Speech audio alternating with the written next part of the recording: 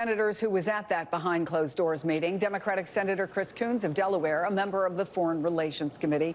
It's always good to see you, Senator. I wonder if you can tell us what you heard from Prime Minister Netanyahu in that meeting. Well, Prime Minister Netanyahu spoke to a whole range of security and humanitarian concerns, the ongoing conflict in Gaza, the recent strikes against Iran, conflict with Hezbollah, with Hamas, with the Houthis. But the larger focus really was on whether or not Prime Minister Netanyahu will seize the opportunity for regional peace, to develop a lasting security and economic framework with the Arab neighbors to Israel in the region, and whether or not getting an enduring peace deal in Gaza, not just a ceasefire, but an end to the war in Gaza, would unlock that possibility. A number of senators raised questions about the humanitarian crisis in Gaza and the flawed or failed model of the Gaza Humanitarian Foundation, the increased deaths of civilians as they try urgently to get access to aid. A number of senators raised concerns about hostages and trying to make sure that all the remaining hostages and the remains of those who've died are secured and returned. And I think there was unanimous concern about the security of Israel and how to sustain bipartisan support, given significant concerns about the humanitarian crisis in Gaza. Well, to those points, Secretary Rubio said a 60-day ceasefire deal would include humanitarian aid. We've also learned that Hamas has agreed to release 10 Israeli hostages. Yes. Do you have a sense of, A, whether that'll happen and how you think it might move the ball forward?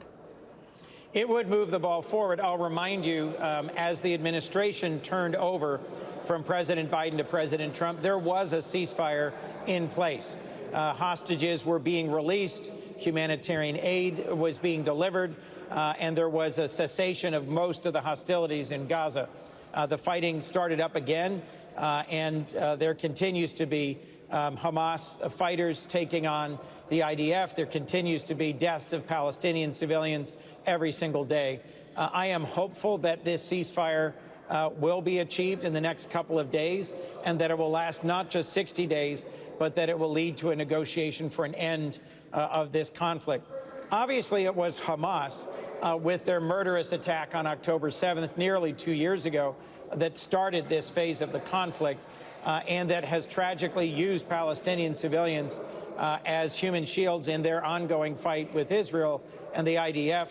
But there needs to be a plan, a clear and concrete plan for how to secure Gaza, for how to bring in regional partners, and for how to deliver governance and stability and humanitarian relief for the day after. So I'm optimistic there will be a ceasefire, but working through the details of how to then deliver a lasting and just peace that both guarantees Israel's security and addresses the crisis conditions in the circumstances so many are suffering through in Gaza is hard work that needs to be done soon.